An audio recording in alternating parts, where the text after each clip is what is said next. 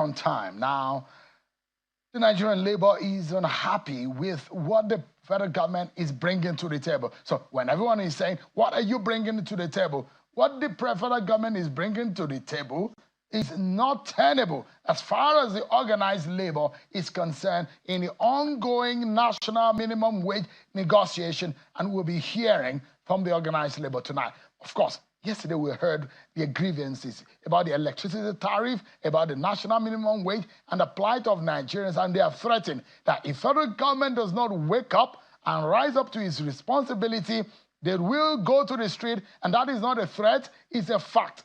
The communique released yesterday says as much. That was after the NEC meetings of the TUC and the NLC. We'll be hearing more tonight on the stance of the organized labor in respect of the plight of average worker and what they refer to as the standard living wage of a Nigerian worker. We'll be getting all those insights. What is happening today? The Nigerian Labour Congress and its sister agency, TUC, have for a second time rejected the federal government offer in the ongoing national minimum wage negotiation. It was at first 48,000, and angrily, the organized labor walked out of the negotiation saying the federal government does not have the requisite data to be able to decide on what should be applicable national living wage for the Nigerian worker. And what they brought was to the table was something that got them upset. Now, for this sitting again today, and a few minutes ago, they ended that negotiation. 54,000. That was what the federal government is bringing to the table, compared to 615,000 that Labour was proposing. Yet again, Labour has rejected it. Let's get talking, everyone. I'm being joined by Mr. Joe Ajaero, who is the president of the Nigerian Labour Congress. He joins us virtually here in Abuja. Thank you so much, Comrade Ajaero, for joining us tonight. Thank you, Sean.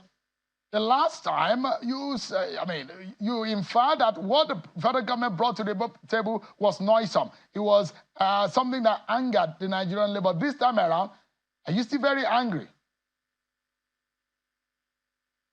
Well, you can see that it's still not substantial compared to what you need to keep a family moving.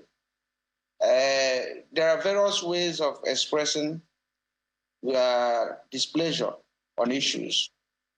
Last time, we told them there was no case submission.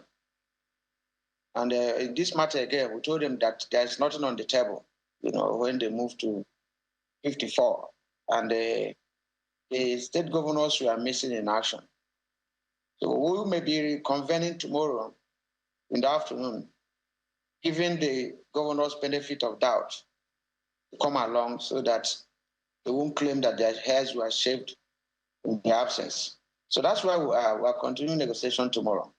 It's supposed to be a tripartite negotiation forum. Is it that the governors were not, or the representatives of the governors were not properly informed, or why would they miss such an important meeting? Well, it may be the seriousness that attached to it. Some of them had some representatives at that meeting, but without mandate to commit the governors. It is one thing to be represented, and another thing to give your representatives mandate to represent you.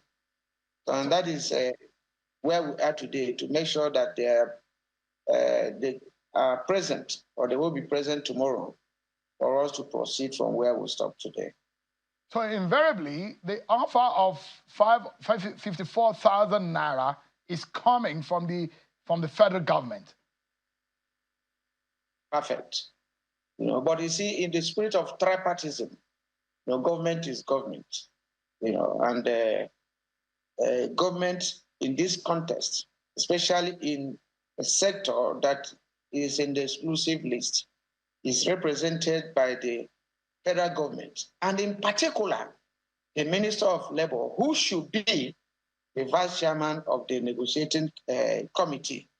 So with them there, but we understand, we realize that within them, they may equally have governors and other parties. So the organized private sector were there, organized labor present, federal government present, even governors representative present. But we want to do a holistic job that is all inclusive. So in this particular meeting of today, was the Minister of Labor present? Yeah, she was present. Okay, so what was our explanation? Because she's supposed to be the vice chairman of that negotiation committee, and she's supposed to be representing the federal government. We're talking about the national minimum wage, and ideally, it is, well, she's supposed to be in the middle in any ways to be able to conciliate between labor, the government, and the workers. But then, in all of this, there should be an explanation on how the federal government arrived at 54,000 naira. What explanation did she give? Well, those are part of the issue because we didn't go even deep into the kernels of the discussion. Labour has been insisting that we should provide that explanation. Well, she was the person that made the offer on behalf of the federal government, citing that government had been involved in so many projects, including provision of fertilizer and other issues. But you see, we didn't get talking because that offer is neither here or there.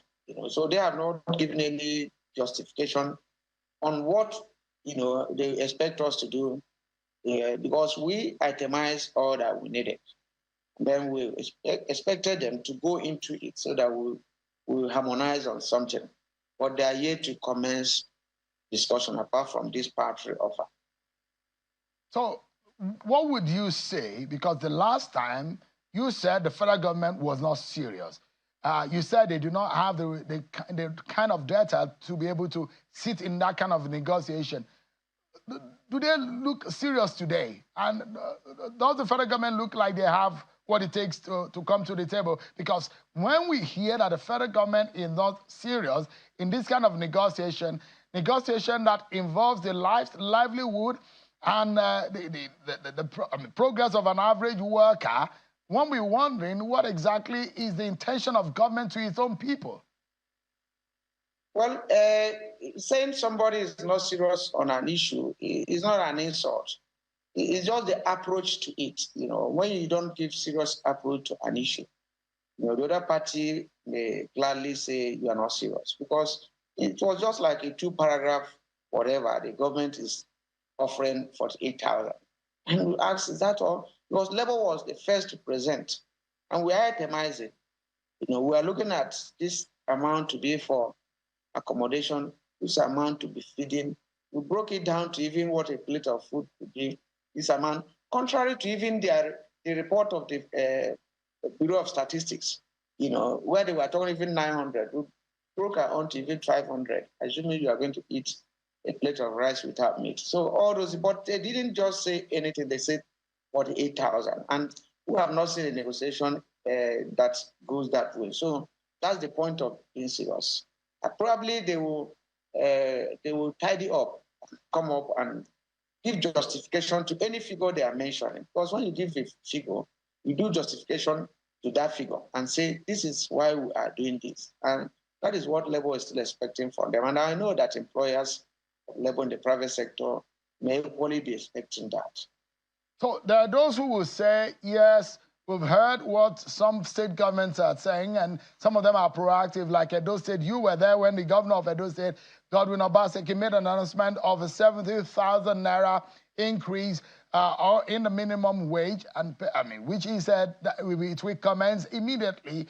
And the Lagos governor, Babajide Sanwo-Olu, has also mentioned the idea of a possible increase to about that same figures, about 70,000 naira. There are some governors who are forward-thinking, who are already making arrangements. And those who look at those figures, 70,000 to 615,000 naira that Labour is bringing to the table, some economists will tell you that 615,000 naira will nearly crash the economy, may cause some kind of inflation, and will have an impact on the economy. And those who say sustainability is going to be a problem. Is Labour worried about all of these dynamics? Well, when you suppress wage a very long time, Those are the kind of things you see. If you look at a country like Nigeria, sorry, like Ghana, wage is reviewed annually. And if you do that, you take care of so many other factors, including inflation. Now, by the time you have a suppressed wage for 5 years, and you expect us to be talking 31,000, 32,000, 33,000, it doesn't happen that way. And those are the areas we are looking at. The frequency of review of wages, so that we know where we are going to. It is not enough for you to call it 615. 615 as a country that, exports crude in dollar, amounts to $20, $22. Which country is paying it? Because that is where we brought ourselves. That's where we brought our currency to a very ridiculous level. And then we all need to work on it. And that's why Labour is talking of other variables. We have to look at all those other variables in agreeing on what we are going into. It's not a question of, taking 600 and something now. In the next 1 month, 600 and something will not be enough again for you to even buy a bag of rice. That's not what we're talking of. We have to have a holistic approach, holistic view to this, and introduce an element of COLA, cost of living allowance, that will be able to take, care of some levels of inflation as they come. So if we have that, and then reduce the number of the years of review of a minimum wage, then we can achieve something substantial. But not to leave wage to be suppressed for 5 solid years, and you are saying that 600 and something is much. It's not much. But the question that some people will have is sustainability. But now, if you look at the figures that the federal government is bringing to the table with your experience in negotiation and having this kind of conversation, it looks a far cry from what you are proposing, 615,000 naira. What is the worst case scenario, Mr. Ajaero? Yeah, well, I wouldn't know what constitutes the worst case scenario from the part of government. Labour has said we can come down in certain variables like inflation, period of review, the issue of foreign currency and the value of the naira is checked. The issue of constant tariff increases, the issue of working on maybe CNG and the issue of subsidy on PMS and other issues.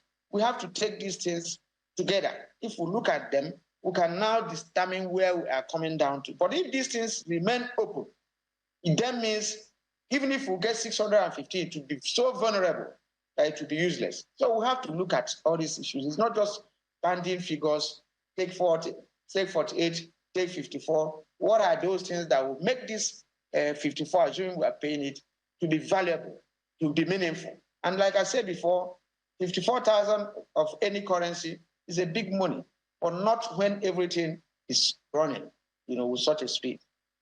So I'd like to ask you, in all of this, there are those who will say, is Labour holding the government accountable?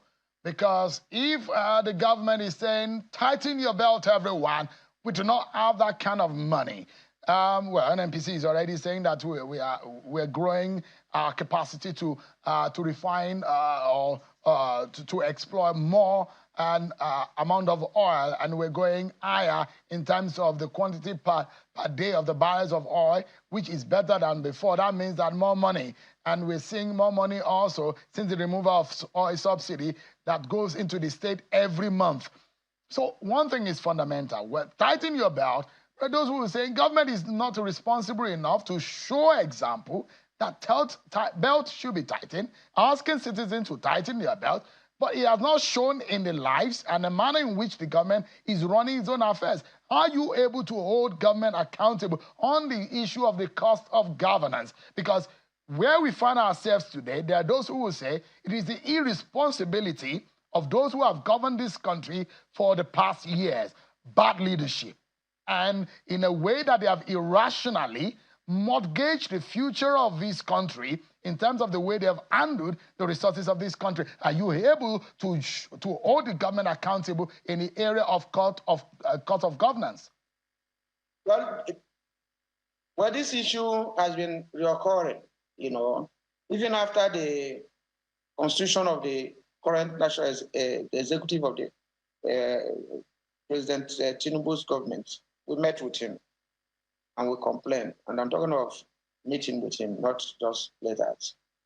And we said this issue of how many ministers, how many SAs, how many SAs to SAs. And I think maybe he jokingly retorted, well, that I'm creating more jobs, getting more of this. And we say, no, this one has, its own implication to the economy. We raised it. The issue of even refining locally, you should know, is on the front burner. The issue of almost all activity, the wastage, even when they started buying vehicles at almost 160-something million, for legislators. We raised the alarm, on and on and on. Who have been doing that?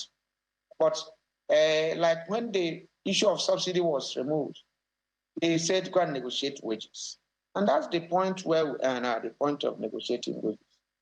And then all manner of analysis are coming up. How wage negotiated will create inflation, how it will destroy economy. An economy that's, almost destroyed. The economy of the worker is totally destroyed. In fact, the worker doesn't have any economy. So I think there are two economies in the country, the economy of the bourgeois and the economy of the workers. So we have to harmonize this so that we can have a meeting point. So, and that leads me to that meeting point that you will be talking about.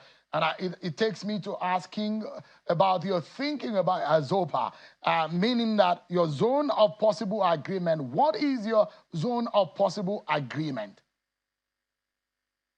Yeah, you have asked this question in various forms, as, what is maybe our irreducible minimum from what you are asking. But I have equally responded to you, that is not a question of saying 500, 400, that it has to take other variables, for us to arrive at something. We can't continue to bandy figures, 400, 500. We can say, okay, if we are paying 400, this must be checked, this must be checked. The value of the currency must be at this, the inflation must be at this digit. And then we can now agree on what fits us. And then you have to equally take into consideration, food inflation, take into consideration all other variables. And then we achieve at a point. It's not something that is just pronounced that way. Wage is not supposed to be arrived at that for the fun of, playing with figures. There are other things that must be taken into consideration for you to arrive at a figure. And when you do that, it makes sense. It makes it sustainable. The fact that you call it 800 or 700 does not make it sustainable. The fact that even you call it 30,000 does not make it sustainable. There has to be other contributions in the economy, that will make it sustainable, that will make it valuable to the worker, that will make it, lasting. Let me ask you quickly. In 9 to 10 days, your ultimatum to the federal government will elapse. You have threatened that you will go to the street and protest, and you will take action if the federal government fail in its bid to meet your demands, and you listed all the demands, which include reversal of electricity tariff, which also includes the issues of the minimum wage. With the timeline that you have, do you see the federal government being able to meet up in all of these demands? Well, the minimum wage, old minimum wage, expired by 18th of April. And for 5 years, ordinarily, the federal government was supposed to start a process of reviewing wages 6 months before this time. It didn't happen. And we have had experience in the past where after negotiation, we're talking of arrears. The issue of commencement date of new wage continue to be distorted. And when people are given ultimatum that this thing must be concluded within this period, it was based on the fact that as of today in Nigeria, there's no minimum wage, by law. And then we should have concluded this for a new minimum wage to come into force.